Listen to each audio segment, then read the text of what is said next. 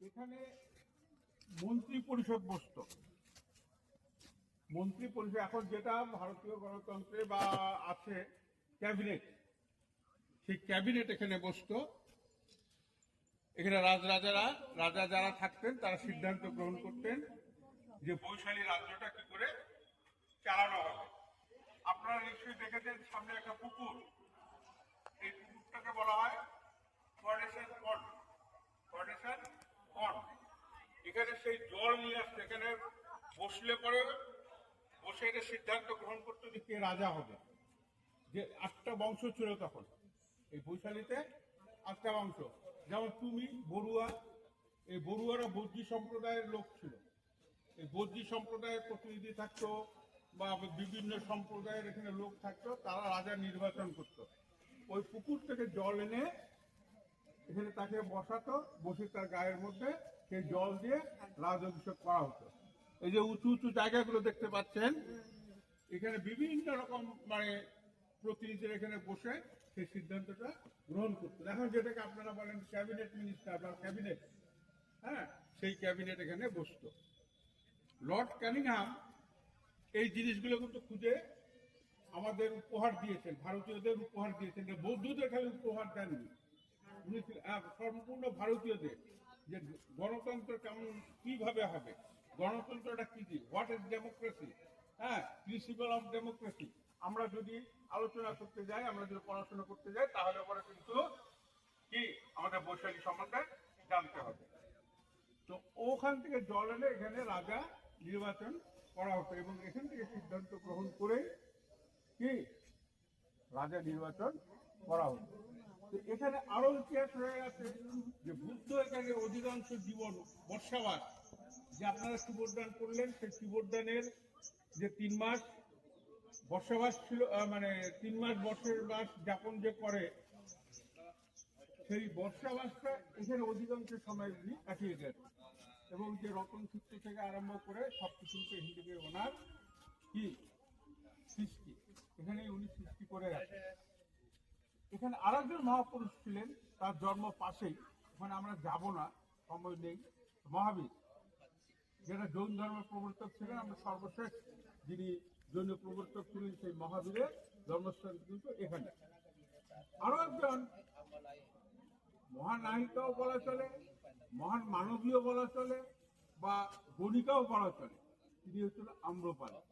এই আম্রপালি কিন্তু এই বৈশালীর মাটিতেই সৃষ্টি। এই আম্রপালি বাবা মাকে আজকে অবধি জানা যায়নি।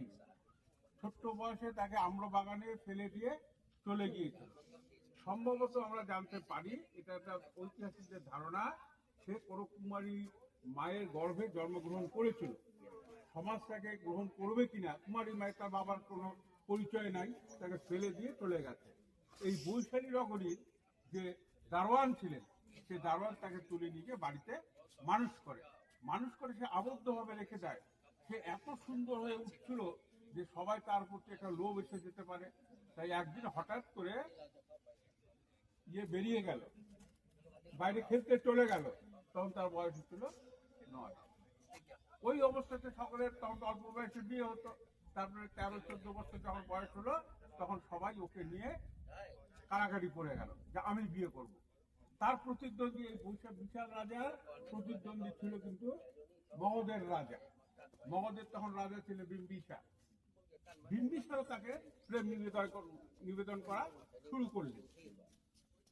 যুদ্ধ হলো, 2বার আক্রমণ করলেন বিম্বিসার এই বিশাল বৈশালীর রাজাকে, কিন্তু বৈশালীর রাজা পরাজিত হয়নি। তার কারণ তাদের গণতন্ত্র ছিল, তাদের সংগঠিত, তাদের শক্তিশালী একটা প্রশাসন ছিল। বিম্বিসার হেরে চলে গেল, কিন্তু সর্বশেষ যখন যুদ্ধ হয়, তখন কিন্তু কি করবে, ঘরে কিন্তু ঢুকে গিয়েছিল, আম্রপালির ঘরে। তারা আম্রপালিকে তখন এইখানে সিদ্ধান্ত গ্রহণ করলো যে কেউ আম্রপালিকে গ্রহণ করতে পারবে না, কোনো ব্যক্তিগত কোনো সম্পদ হবে না, সে বৈশালীর সম্পদ। তাই তাকে বলা হলো নগর গণিকা, যেটাকে বর্তমান ভাষায় চলা হয় বেশ্যা। বেশ্যা বলাটা ঠিক না, নগর গণিকা। যখন বললো তখন সবাই ওর সে হলো, ও মানে প্রেমে পড়া শুরু করলো। যখন বিম্বিসারকে জেলে পাঠিয়ে দিল তার পুত্র অজাতশত্রু তখন আবার বৈশালীকে আক্রমণ করলো, আক্রমণ করে বৈশালী রাজাকে পরাজিত করলো। সে তখন ইয়েকে চাইলো যে আমি তখন বৈশালী তো আমার পদতলে, আমি তাকে হারিয়েছি, তাহলে বৈশালীর যে আসল সম্পদ সে ছিল আম্রপালি, এই আম্রপালিকে আমি কি বিয়ে করব। যখন আম্রপালিকে বিয়ে করতে সে বাগদান দিল ইয়েকে, অজাতশত্রু যখন আম্রপালিকে বললো, আম্রপালি বললো যে না, আমি তো কারো নিজস্ব সম্পত্তি হতে চাই না। তখন বুদ্ধ যে শিষ্যরা ছিল, হ্যাঁ, বুদ্ধ শিষ্যরা একজন ভিক্ষা করতে করতে আম্রপালির বাড়িতে গেল। আম্রপালি মোহিত হয়ে গেল ভিক্ষুর, হ্যাঁ। তখন সেই বললো যে আমি তো তোমাকে আমি কিছু বলতে পারবো না। এখন সেখানে আম্রপালির ঘরে বসবাস করলো, কিন্তু বসবাস করলে তো তার 3 মাস কাটাতে হবে। তো ভিক্ষুদের মধ্যে তখন ড্রাইভার মানে হয়ে গেল, দুটো ভাগ হয়ে গেল, হ্যাঁ। বুদ্ধকে তখন বললো যে এরকম একজন ভিক্ষু কি করে একজন গণিকার বাড়িতে, তখন বুদ্ধ তখন বললো যে তোমাদের পরীক্ষার এখনো শেষ হয়নি, তোমাদের পরীক্ষার শেষ এখনো দেরি আছে। যখন বর্ষাবাস শেষ হলো সে তখন গিয়ে বললো যে ভান্তে আমি এসে গেছি, বর্ষাবাসটা আমি সেখানে কাটিয়েছি। তখন তোমার কি মনে হয়? ওই ভান্তে এখন আপনি আপনার পদতলে আমাকে কি স্থান দেন। তাহলে আমার পদতলে স্থান দেবা? হ্যাঁ। আর আমার এই যে অঢেল সম্পত্তি, তখন সবাই করলো যে মানে আম্রপালি বললো যে সারা মানে মগধ সম্পূর্ণ বৈশালী যখন রাজরাজের আমার পদতলে, আর আমি প্রেম নিবেদন করছি, সে আমার প্রেম প্রত্যাখ্যান করছে। তখন সে বললো তাহলে সে তো আরো বড় মহান। তখন এই বুদ্ধাং শরণাং গচ্ছামি, ধাম্মাং শরণাং গচ্ছামি, সাংঘাং শরণাং গচ্ছামি, এই মন্ত্র নিয়ে ঈশ্বরণ জপ করে বুদ্ধের শরণাপন্ন হলেন এবং তার যত সম্পত্তি বুদ্ধকে দান করলেন। বন্দে তিরতনম, বন্দে তিরতনম, বন্দে তিরতনম, বন্দে তিরতনম, বন্দে তিরতনম, বন্দে তিরতনম। বুদ্ধ ধর্ম সংঘ কি জয়, বুদ্ধ ধর্ম সংঘ কি জয়, বুদ্ধ ধর্ম সংঘ কি জয়। আচ্ছা স্যার, আরেকটা, হ্যাঁ, যে আমরা যে আম্রপালি যে আমটা আমরা হ্যাঁ, খাই, হ্যাঁ, এটা কি এখানকারই জন্ম। আম্রপালি হচ্ছিল হ্যাঁ, যেহেতু আম গাছের নিচে তাকে কুড়িয়ে পাওয়া গিয়েছিল, আচ্ছা আচ্ছা, তলি হ্যাঁ, বা আম্রপালি, আম তাকে রক্ষা করেছে, তাকে পালন করেছে, সেই সূত্রে তাকে বলা হয়েছে আম্রপালি। তাহলে ঠিক আমরা আছে? বর্তমানে যে বাজারে হ্যাঁ, হ্যাঁ। আমটা পাই আমরা এই আম্রপালি এবং বিভিন্ন জায়গাতে সেখানে তারা নতুন করে কলম টলম সৃষ্টি করে আম্রপালি বাগান সৃষ্টি হয়েছে, কিন্তু আসল আম্রপালি হচ্ছিল এই আমাদের বৈশালী। ঠিক আছে, এদিকে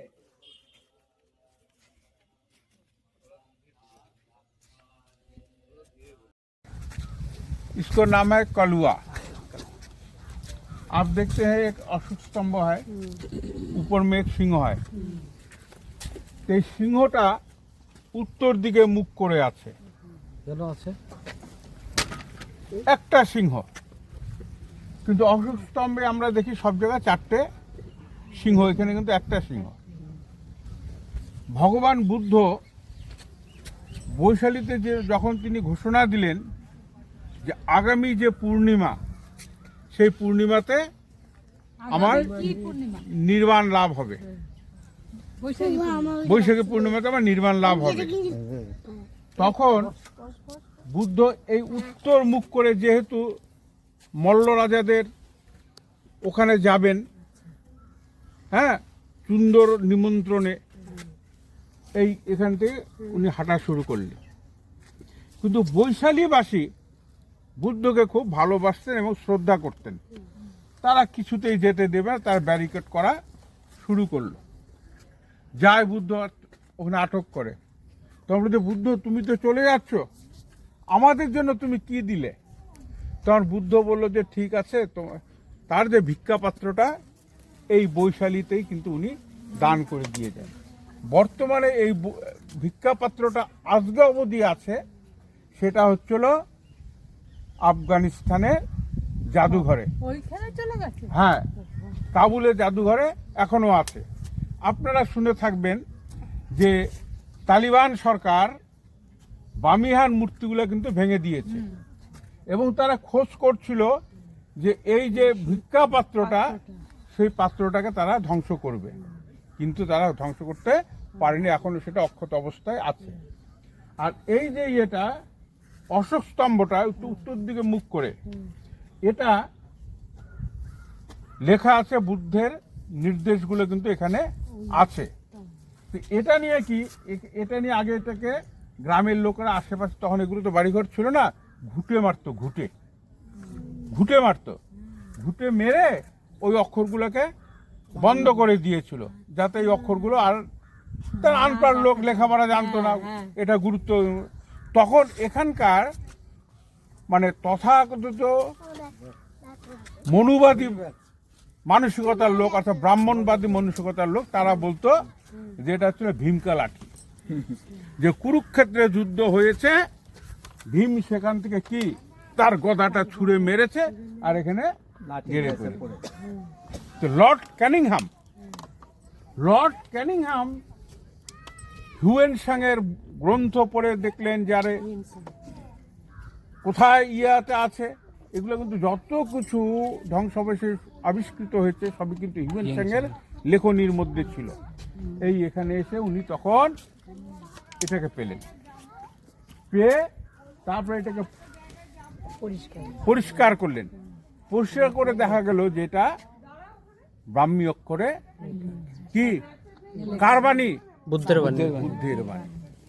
এই ক্ষেত্রে এটা এখন আর কেউ ভীমকা লাঠি আর বলে না, এখন বলে এটাকে অশোক স্তম্ভ। এখানে রতন সূত্র,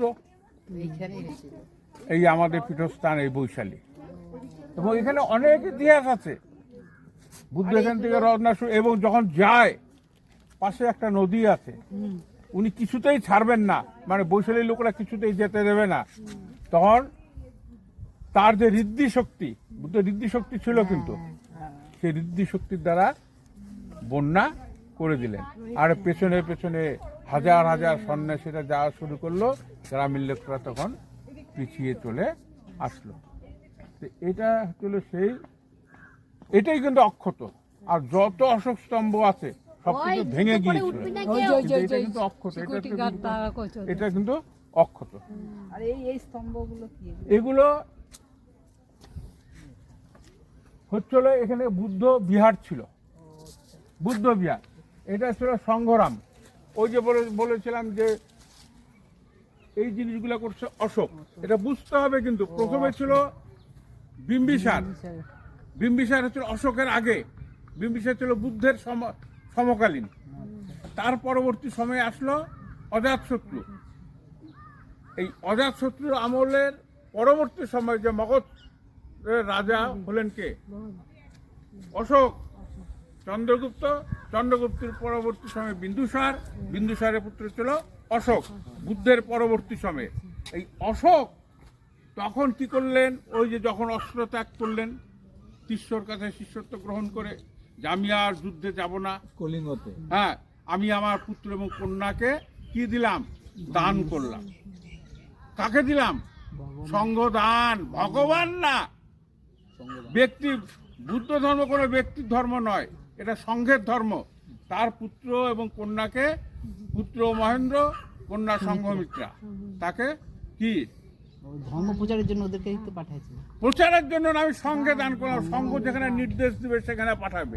এটা ছিল সংঘের গণতান্ত্রিক, যার জন্য এখানে আমরা স্থবির ভিক্ষু, স্থবির, মহাস্থবির স্থবিরকে যা বলবে সে শুনতে বাধ্য। আবার স্থবির যারা ভিক্ষুকে বলবে সেটা শুনতে সে বাধ্য। এইভাবে গণতান্ত্রিক পদ্ধতিতে ভারতীয় কি বৌদ্ধ শাসন ব্যবস্থাটা ছিল। তো সেখানে যখন অশোক অস্ত্র ত্যাগ করলেন, তখন উনি এই যে 12 জায়গায় যে অস্থি কলসগুলো ছিল সেগুলোকে তিনি কালেকশন করে উনি বিভিন্ন জায়গাতে 84,000 আমাদের যে ত্রিপিটক আছে সেখানে 84,000 স্কন্ধ আছে, সেটাকে সামনে রেখে 84,000 বৌদ্ধ স্তূপ সারা ভারতবর্ষে উনি স্থাপন করেছিলেন। এটা কিন্তু বুদ্ধকালীন সময়কার নয়, এই যে স্তূপটা এটা হচ্ছিল অশোকের সমকালী, এবং ওর জন্য অশোক এখানে কি করে গেছে, স্তূপটা বুদ্ধকে স্মরণ করে এই স্তূপটাকে নির্মাণ করে গেছে। এটা কলুয়া স্তূপ। পরবর্তীতে আমরা যাব কি গান্ধার শিল্প। নাম তো নিশ্চয়ই শুনে থাকবেন, গান্ধার শিল্প, যে গ্রিক এবং ভারতীয় দুটো শিল্পের সংমিশ্রণে গান্ধার শিল্প। উনি তখন বুদ্ধের মূর্তিগুলো তৈরি করা শুরু করলেন। সেই বুদ্ধের মূর্তি তৈরি করার পর থেকে এই যে বুদ্ধের মূর্তি পূজা শুরু হলো বুদ্ধের সামনে করে, না হলে আগে এই স্তূপকে পুজো করা হয়। এটাকে বুদ্ধ হিসেবে পুজো করতে। হ্যাঁ হ্যাঁ, Buddha that means not a person. আচ্ছা না না, এটা আমরা অ্যাকচুয়ালি তো ব্রাহ্মণ। আমরা অ্যাকচুয়ালি তো পুজো বলে তো না, কোনো জিনিস পুজো নেই। নাই। না, আমরা যেহেতু ওনার পথ হ্যাঁ। অনুসরণ করছি, যে অনুসরণ করে আরাধনাটাই হচ্ছে মানছি, হ্যাঁ, ওটাই হ্যাঁ। পুজো। জ্ঞানের পূজা, হ্যাঁ। যে জ্ঞানের পূজা, অ্যালাইটমেন্ট, যে নিজের মধ্যে যে ইয়েটা আছে, আত্মদীপ ভব, অর্থাৎ নিজের মধ্যে যে নির্বাপিত প্রদীপটা আছে, সেই প্রদীপটাকে তুমি জ্বালিয়ে তোলো। জ্বালিয়ে তোলার জন্য কি চাই?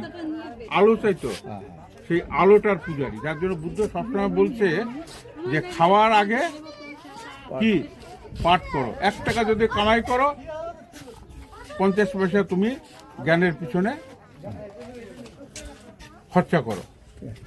রুটির সাথে বই, কিতাবর মানে বইয়ের সাথে রুটি, রুটির সাথে বই, খালি তোমার খেলে পড়ে হবে না। তো জানোয়ারেরও তো পেট ভর্তি করে, গরুও পেট ভর্তি করে, কুকুরও পেট ভর্তি করে, তারা জ্ঞানের জন্য কোনো পয়সা খরচা করে না। তার জন্য বলছে প্রতি কয়টা ঘরে ঘরে তুমি কি করো, লেখাপড়া শেখো বাচ্চাদের। যার জন্য এই যে সংঘাশ্রমগুলো করেছে, এগুলো সবই কিন্তু ওই শিক্ষার কেন্দ্র। এইটাই হচ্ছে অন্য জায়গায় কি বলে, তুমি পূজা করো তোমার মুক্তি হবে। কিন্তু আমাদের তো সেরকম না, কিছু নেই। না, না। তোমার আমার ওই জন্য কর্মই বিশ্বাস হ্যাঁ। আছে, কর্মই করলে ফলটা পাওয়া যায়। কারণ আমাকে করে খেতে হবে। চলো, আমাদের লাস্ট এবং শেষ আজকের স্থান হচ্ছিল কেশারি।